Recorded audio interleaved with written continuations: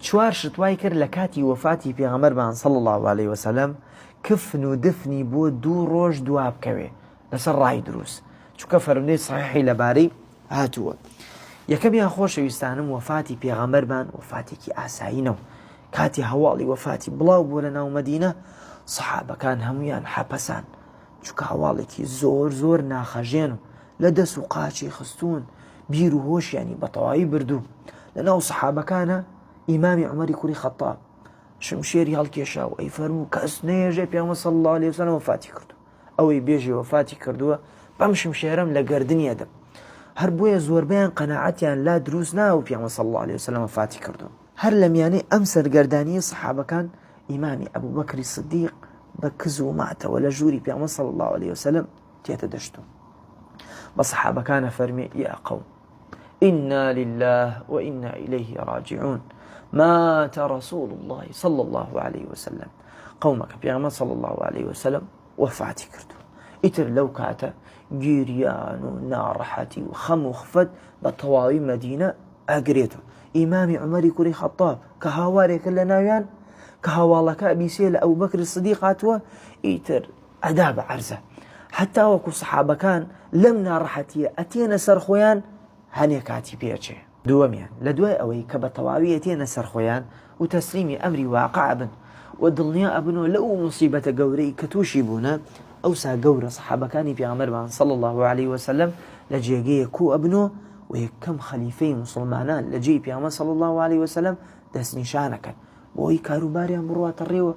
وا لە عەشەی مبارەکی پێغەمبەر صلی الله عليه وسلم ها لە حوجرەکەی دایکمان عایشە چۆن تەعاملی لەگەڵا بکەن. سەحابەکان هەمویان هانە سەرگەردانیە، فزۆر زەرورە و پێویستیان بە یەکێکە لە جێی پێغەمبەر صلی الله عليه وسلم بە قەولی کەن ئەبوو بەکری سدیق باشترین و چاکترینیە و سەحابەکانی پێغەمبەر صلی الله عليه وسلم هەڵەبژێرن و ئیکەنە یەکەم خەلیفەی مسڵمانە، هەتا وەکو هەڵێبژێرن بە هەمان شێواز پێچێت. سێمیان لە دوای دەستنیشانکردنی ئەبوو بەکری سدیق ئەوسا مەراسیمی بە خاکسپاردنی پێغەمبەر صلی الله عليه وسلم دەست پێکە. یا ئەبا بەکر ئایا پێغەمبەر صلی الله عليه وسلم بشوێردرێ؟ فەرمووی بەڵێ پێغەمبەر صلی الله عليه وسلم بشوێرن. یا ئەبا بەکر کێ بیشۆرێ؟ کێ ئەو شەرەفە بەدەست بێنێ؟ فەرمی ئال بەیتی پێغەمبەر صلی الله عليه وسلم. لە دوای ئەوەی ئەیبەنە ناو مرد و شوێرەکە پێغەمبەرمان صلی الله عليه وسلم، سەحابەکان ناکۆکیە دروستەوێ ئایا پێغەمبەر صلی الله عليه وسلم بە جلوبەرگۆ بیشۆرن یا وەکو جلوبەرگەکەی لە لاشەی داکەن، بەشێکیان ئەیوت بە جلوبەرگۆ ئیشوەرین، بەشێکیان ئەیانوت نە. فلم مناقەشە و هاورد و بردەیە هەمویان بە یەکجار ئەدەنە عەرزا و خەویان لێکەوێ. ڕاوی حەدیسەکان فەرمی هەمویان چەناکەیان بە قەی سینەیان ئاوا خەویان لێکەوێ.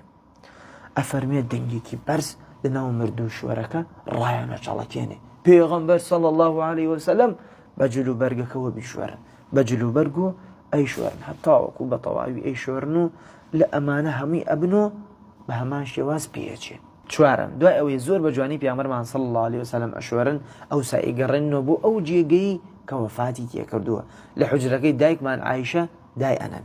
دیسان پرسیار دروسەوێ یا ئەبا بەکر ئەنوصلي على رسول الله صلى الله عليه وسلم، ئەی ئەبوو بەکر ئایا نوێژی جەنازە لەسەر پێغەمبەرمان بکەین صلی الله عليه وسلم؟ فەرمی بەڵێ نوێژکەن لەسەری. ادخلوا عليه أرسالا أرسالا، بڕۆنە ناو ژوورەکەی دایکمان عایشە 6 و 7 و 8 ئەڕۆیشتە ناو نوێژیانەکرد لەسەری و لەو دەرگاکە دەرەچوون. ئەم خاڵە بە دیاریکرایی وای کرد دفنی پێغەمبەرمان صلی الله عليه وسلم زۆر دوا بکەوێ، بە تاک نوێژی لەسەر کریە، بە جەماعات نوێژی لەسەر نەکریە. جا زانایان لەم بارەیەوە حکمت زۆر باسەکەن بۆ پێغەمبەرمان صلی الله عليه وسلم بە تاک نوێژی لەسەر کریاوە، یەکجار بە جەماعات نوێژی لەسەر نەکریاوە. الله أعلم حکمتەکەی هالای خوای پەروەردگار، چونکە لە دەقێکی صحیح بەڕوونی باس نەکریاوە. المهم پیاوەکانە ڕۆنە ژوورە نوێژەکەن لەسەری، دوایەوە ئافرەتەکان، دوایەوە مناڵەکان، دوایەوە کۆیلەکان. مدینە لەو کاتە عەدەدی بە تەقریبی 15 بۆ 20,000 کەس ئەبوو. یعنی تۆ وەرە تەخمینی کە ئەم هەموو عەدەدە لە ژوورێکی بچووکی ئاوا 6 و 7 نوێژی لەسەر ئەکرێ، ئەبێ چەندێ بخایەنێ. ئەمەی شوای کرد دفنی پێغەمبەرمان صلی الله عليه وسلم زۆر دوا بکەوێ. بە دیاریکراوی ئەم چوار هۆکارە طەبیعیە وای کردووە پێغەمبەرمان صلی الله عليه وسلم کە لە دووشەمە وەفاتی کرد لە ناوڕاستی شەوی چوارشەمە بە خاک بسپێردێ. والله أعلم. السلام عليكم.